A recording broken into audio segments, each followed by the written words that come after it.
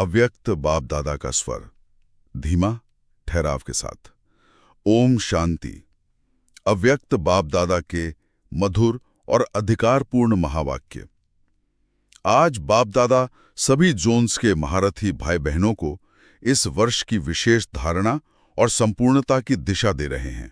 और इसी दिशा के साथ आज हम 31 अक्टूबर 1975 की अव्यक्त मुरली की गहराइयों में उतर रहे हैं।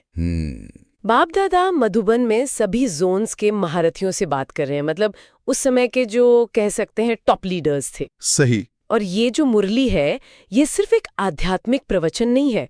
मुझे तो ये लीडरशिप, टीम बिल्डिंग और सफलता पर एक पूरी मास्टर क्लास लगी। बिल्कुल। और जो बात इस मुरली को खास बनाती है वो ये है कि ये योजनाओं और लक्ष्यों के बारे में बाद में बात करती है। हाँ? पहले उन आंतरिक गुणों पर फोकस है जो किसी भी योजना को सफल बनाते हैं। गुण जैसे संतुष्टता, पवित्रता और एकता। मतलब सफलता का ब्लूप्रिंट, लेकिन शुरुआत बाहर से नहीं, अंदर से। एग्जैक्टली। तो चलिए फिर इसे खोलते हैं। मुरली का जो मुख्य विषय है वो है महारथी की सर्व विशेषताओं को इस वर्ष धारण करो। अब ये सुनते ही ऐसा लगता है कि शायद ये कुछ चुनिंदा लोगों के लिए है। बिल्कुल।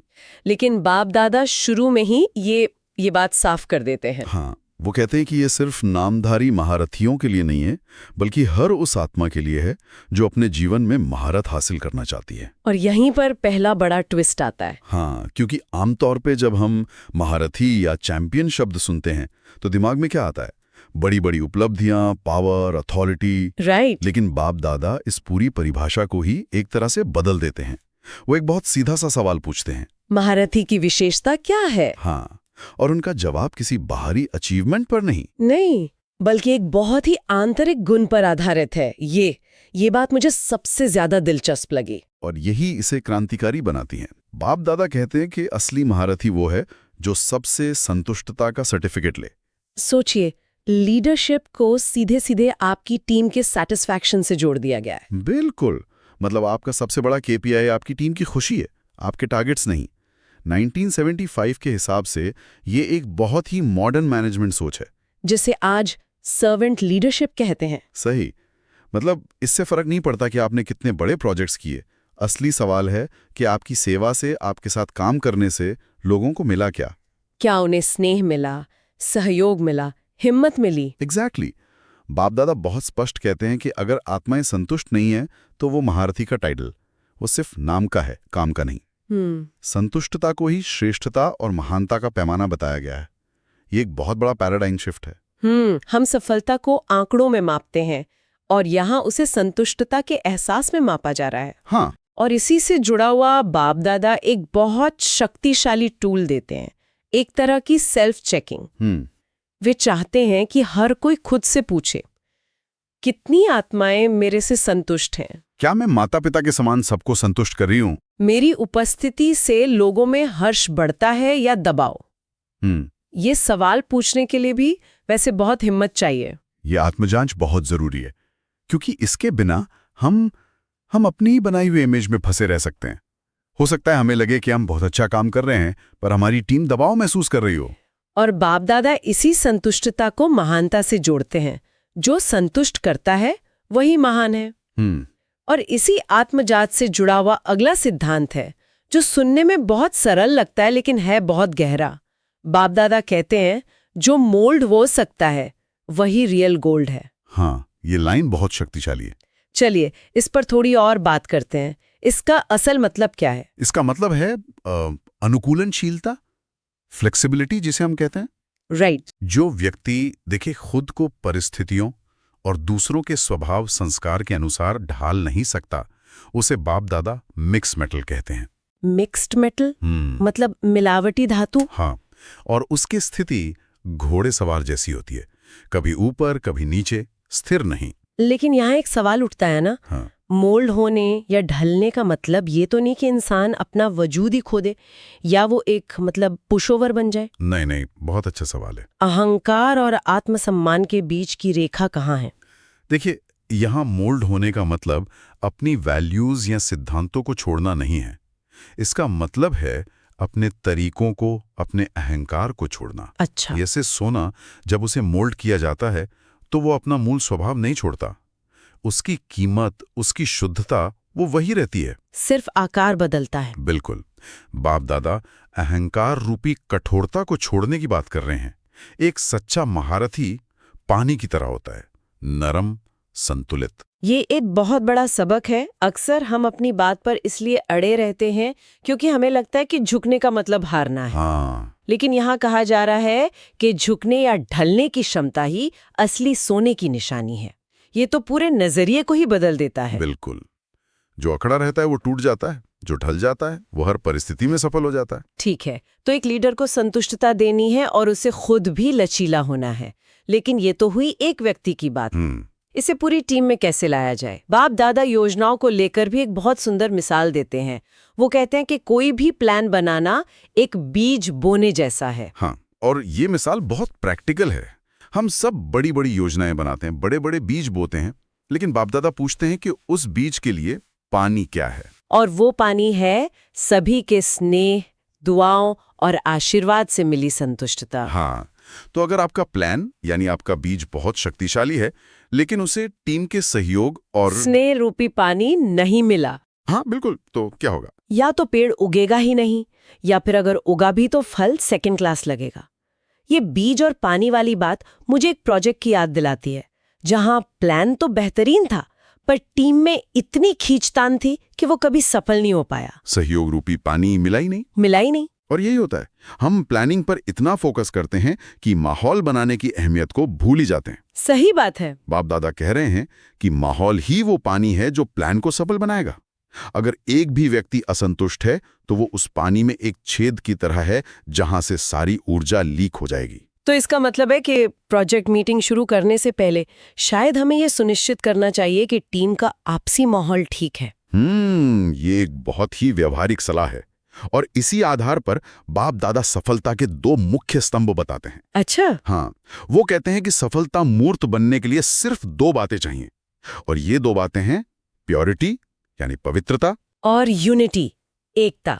हाँ, प्योरिटी शब्द सुनते ही अक्सर लोगों के मन में ब्रह्मचर्य का ख्याल आता है, लेकिन बाप दादा यहाँ प्योरिटी को सिर्फ वहीं तक सीमित नहीं रखते। नहीं, उनकी परिभाषा बहुत व्यापक और गहरी है। उनके लिए प्योरिटी का मतलब है मनसा, वाचा, कर्मणा की शुद्धता। यानी आपके संकल्प, स्वभाव और संस्कार सब में पवित्रता। अगर आपके मन में किसी के प्रति ईर्ष्या, घृणा या जलन का एक संकल्प भी है, तो बाप दादा के अनुसार वो अपवित्रता है। ये तो एक बहुत ही ऊंचा मायार है, और बहुत मुश्किल भी।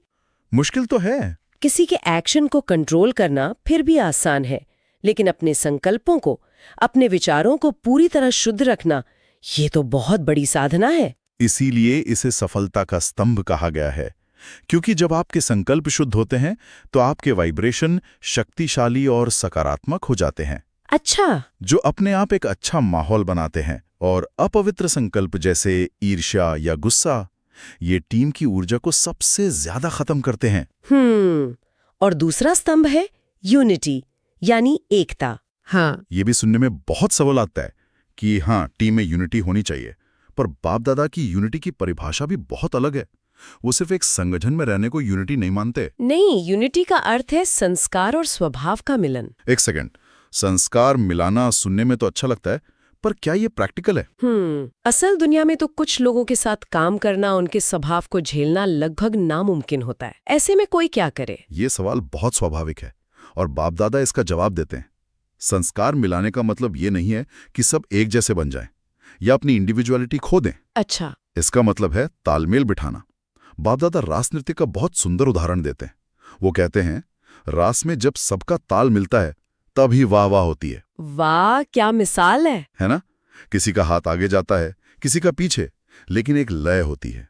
यही तालमेल सेवा में भी चाहिए। मतलब हमें दूसरे व्यक्ति को बदलने की कोशिश नहीं करनी है, नहीं, बल्कि उसके साथ अपनी लय, अपनी ताल मिलाने की कोशिश करनी है। ये तो पूरी जिम्मेदारी खुद पर लेने वाली बात हो गई। बिल्कुल। यूनिटी का मतलब है अपनी तरफ से कोशिश करके मिलाना।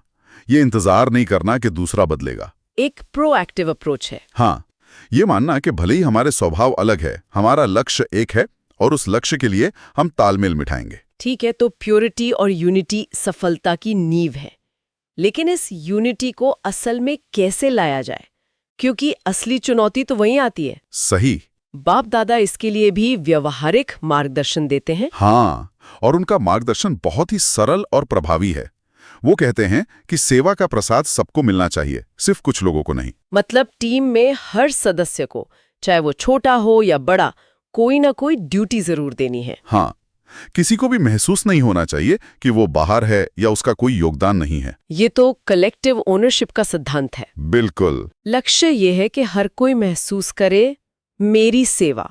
जैसे सब कहते हैं मेरा बाबा, वैसे ही हर कार्यक्रम या प्रोजेक्ट के लिए अपनत्व का भाव हो। और जब सबका ऐसा भाव होगा, ये मेरा प्रोग्राम है, तब एक शक्तिशाली वायुमंडल बनेगा और सफलता निश्चित होगी। फिर आपको लोगों को मोटिवेट करने की जरूरत नहीं पड़ेगी। वो खुद ही मोटिवेटेड होंगे क्योंकि वो उस काम को अपना समझेंगे। ये लीडरशिप का सबसे बड़ा गुण है, जिम्मेदारी बांटना, क्रेडिट बांटना और सबको अपनेपन का एहसास कराना। मुरली के अंत में बाप दादा अगले वर्ष यानी 1976 की सफलता की नींव रखने की बात करते हैं। हाँ, ये बहुत ही स्पष्ट दिशा दे रहे हैं। उनका दृष्टिकोण बहुत रणनीतिक लगता है। बहुत। वो कहते हैं कि इस वर्ष कुछ नया जरूर होना है और उस सफलता की नींव इसी वर्ष रखनी होगी। इसके लिए वो 3 मुख्य बातें बताते हैं। कौन सी? पहली, समय से पहले सेवा, मतलब प्रोएक्टिव रहो, इंतजार मत करो। दूसरी, सही लोगों से संपर्क। और तीसरी, कम खर्च बालानशीन का सिद्धांत। कम खर्च बालानशीन, इसका क्या मतलब है? इसका मतलब है कम मेहनत में अधिक सफलता, एफिशिएंसी। और ये कैसे होगा? इसके लिए बाप दादा कहते हैं कि प्रभावशाली लोगों जैसे मिनिस्टर्स, वकील, जज, डॉक्टर्स, इनका सहयोग लो ताकि बने बनाए स्टेज मिल सकें। अच्छा, मतलब शून्य से शुरू करने की जरूरत नहीं है। जिनके पास पहले से ही एक मंच है, उनके साथ कोलैबोरेट करो। हाँ, ये बहुत ही स्मार्ट स्ट्रैटेजी है। पहले सेवा करके धरनी तैयार करो, एक अच्छी रेपुटेशन बनाओ और फिर उस गुडविल का इस्तेमाल करके बड़े काम करो। ये दिखाता है कि बाप दादा सिर्फ आध्यात्मिक ज्ञान ही नहीं, बल्कि दुनिया में प्रभाव डालने के लिए बहुत ही व्यवहारिक योजना भी दे रहे हैं। निश्चित रूप से ये मुरली आध्यात्मिकता और व्यावहारिकता का एक अद्भुत संतुलन है। तो कुल मिलाकर ये मुरली सिर्फ एक आध्यात्मिक प्रवचन नहीं, बल्कि जैसा हमने शुरू में कहा था, ये नेतृत्व, टीम निर्माण और स्थायी सफलता पर एक मास्टर क्लास है। बिल्कुल। अगर हमें कुछ मुख्य बातें निकालनी हो तो वो ये है, सच्चा महारथी या लीडर वो है जो संतुष्टता देता है, ना कि सिर्फ रिजल्ट्स। सही। असली सोना यानी असली मजबूत चरित्र वो है जो ढल सकता है, जो लचीला है। और किसी भी योजना की सफलता पवित्रता और एकता की नींव पर खड़ी होती है। हाँ, और सच्ची एकता तब आती है जब टीम का हर सदस्य ये महसूस करता है कि ये मेरी सेवा है। और ये सारी बातें आज भी उतनी ही सच हैं जितनी 1975 में थीं। बिल्कुल। श्रोताओं के लिए एक विचारणीय प्रश्न छोड़ते हैं।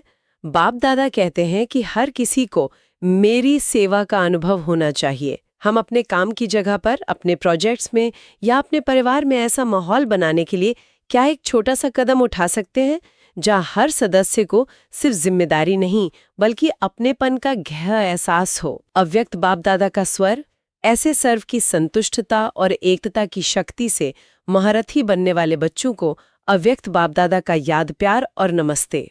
ओम शांति।